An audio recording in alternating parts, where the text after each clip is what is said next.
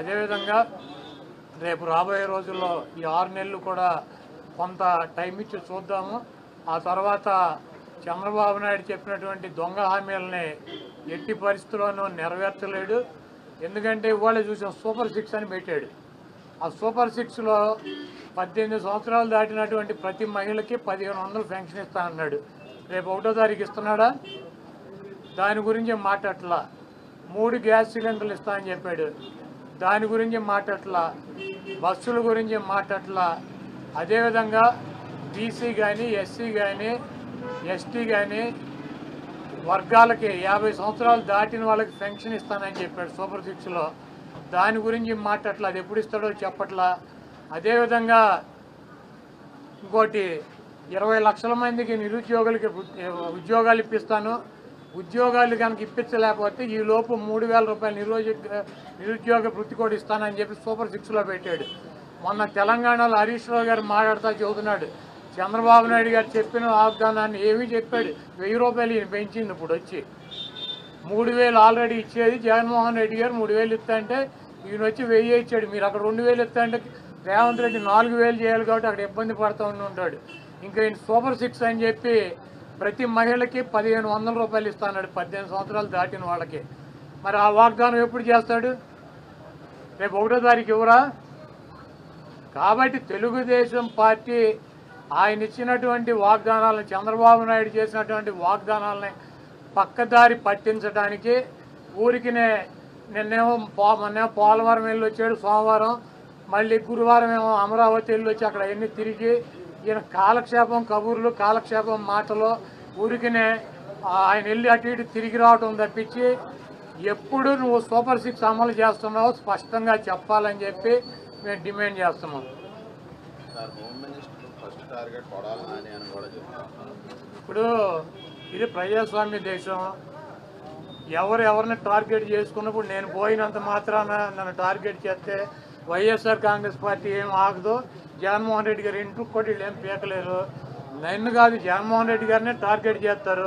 ఇక్కడ మీరున్న సెక్యూరిటీ అంతా తీసేసి, గన్మెన్లను తీసేసి, ఇంకా 15 రోజులు ఎలక్షన్ జరగలేదు, కమిటీ సిఫార్సులు రాలేదు, ఇక్కడ మొత్తం అంతా కూడా సెక్యూరిటీ తీసేశారు కదా. తీసేసి ఎల్లో మీడియా కెమెరాలు పట్టుకొచ్చి జగన్మోహన్ రెడ్డి గారి ఇంట్లోకి ఎట్టేళ్ళాలి, గోడ దూకి ఎట్టేళ్ళాలి, ఇవన్నీ కూడా వాళ్ళే చూపిస్తున్నారు. కాబట్టి ఇక్కడ టార్గెట్ ఎవరు దొరికితే ఆ టార్గెట్. ఇటువంటి వాటికి భయపడే ప్రసక్తి లేదు. ఎవడెవడికి టార్గెట్, ఎవడెవడి చేతులు ఏం రాసి ఉందో అవన్నీ పైన ఉన్నటువంటి భగవంతుడు నిర్ణయిస్తాడు. ఎవరి టార్గెట్లు ఎవరికి ఏమవుతుందో చూద్దాం రాబోయే రోజుల్లో. అదేవిధంగా ఋషికొండలో కట్టినటువంటి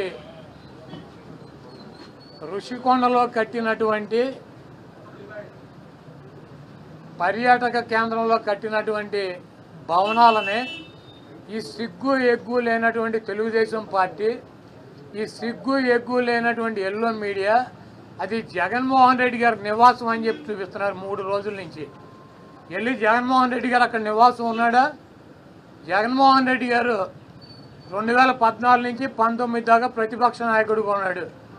ఆయన కార్యాలయం లోటస్ పాండ్, ఇల్లు లోటస్ పాండ్. ఆయన లోటస్ పాండ్ హైదరాబాద్ నుంచే ప్రతిపక్ష నాయకుడికి ఉన్న 5 సంవత్సరాలు నడిపాడు. ముఖ్యమంత్రి అయిన తర్వాత 5 సంవత్సరాలు ఈ తాడేపల్లిలో ఉన్నటువంటి ఇల్లు, క్యాంప్ ఆఫీస్ ఇక్కడి నుంచే నడిపాడు ఆయన కార్యాలయాన్ని కానీ ఇంటిని కానీ. జగన్మోహన్ రెడ్డి గారి రక్తంలో లేదు. ప్రభుత్వం కట్టించినటువంటి ఇళ్లలో ఉండటం కానీ, ప్రభుత్వం కట్టించినటువంటి గెస్ట్ హౌస్లో ఉండేటువంటి కర్మ జగన్మోహన్ రెడ్డి గారికి పట్టల. జగన్మోహన్ రెడ్డి గారు వైజాగ్లో సొంత ఇల్లు కట్టుకున్నాక అక్కడ షిఫ్ట్ అవుతాడు. అంతేగాని టూరిజం ప్లేస్లో కట్టినటువంటి ఆ హౌస్లో జగన్మోహన్ రెడ్డి గారు వెళ్తాడని చెప్పి ఎవడు చెప్పాడు వీళ్ళకి, వెధవులకే? అది జగన్మోహన్ రెడ్డి గారి కోసం కట్టించుకున్నటువంటి ఇల్లు అని చెప్పి రకరకాలైనటువంటి కథనాలు రాస్తున్నారు. అది ఒక అంతర్జాతీయ రాజధానిగా తీర్చిదిద్దాలన్నదే వైఎస్ఆర్ కాంగ్రెస్ పార్టీ లక్ష్యం. దాన్ని రాజధాని చేయాలన్నదే ఆ రోజు నిర్ణయించుకున్నాం. కాబట్టి అక్కడ ఇంటర్నేషనల్ సెమినార్లు జరుగుతున్నాయి. అనేక మంది ఇంటర్నేషనల్ సంబంధించినటువంటి దేశ విదేశాల నుంచి అనేక మంది పారిశ్రామికవేత్తలు వస్తున్నారు. కనీసం వాళ్ళకి సౌకర్యం ఉండటానికి అవకాశం లేనటువంటి పరిస్థితి ఉంది. కాబట్టి ఉత్తరాంధ్రలో ఉద్దానంలో దాదాపు 700 కోట్ల రూపాయలు పెట్టి హాస్పిటల్ కట్టించారు కిడ్నీ పేషెంట్ల కోసం అని చెప్పి. అదేవిధంగా విజయనగరం కావచ్చు, లేకపోతే పార్వతీపురం కావచ్చు, ఉత్తరాంధ్రలోనే 650 కోట్ల రూపాయలు పెట్టి ఒక్కొక్క మెడికల్ కాలేజీ కట్టించారు. అదేవిధంగా టూరిజం ప్లేసులు అంతర్జాతీయ సంస్థలు కానీ వ్యక్తులు కానీ వచ్చినప్పుడు అక్కడ ఒక విధి ఉండాలని చెప్పి ఒక మంచి భవనాన్ని నిర్మిస్తే 7 బిల్డింగులు అయ్యి, ఒక బిల్డింగ్ కాదు 7 బిల్డింగుల్లో జగన్మోహన్ రెడ్డి గారు ఉండరు. 7 బిల్డింగులు కట్టారు. ఆ 7 బిల్డింగుల్లో 7 బ్లాకుల్ని చూపించేది జగన్మోహన్ రెడ్డి గారు 450 కోట్ల రూపాయలు పెట్టి ఇల్లు కట్టుకున్నారని చెప్పి ఈ దుర్మార్గమైనటువంటి ప్రచారం చేస్తున్నారు. ఇవన్నీ కూడా ప్రజలు గమనిస్తారు. చంద్రబాబు నాయుడుకి ఇచ్చినటువంటి వాగ్దానాలు నెరవేర్చలేక నీకు సూపర్ 6లో పెట్టినటువంటి వాగ్దానం 1500 రూపాయలు ఇస్తానని చెప్పావా, చెప్పలేదా? 18 సంవత్సరాలు దాటిన వాళ్ళకి రేపు 1వ తారీఖు నీకు దమ్ముంటే 20 లక్షల మంది నిరుద్యోగులకు 3000 ఇస్తానని చెప్పావా లేదా? దాని గురించి చెప్పండి.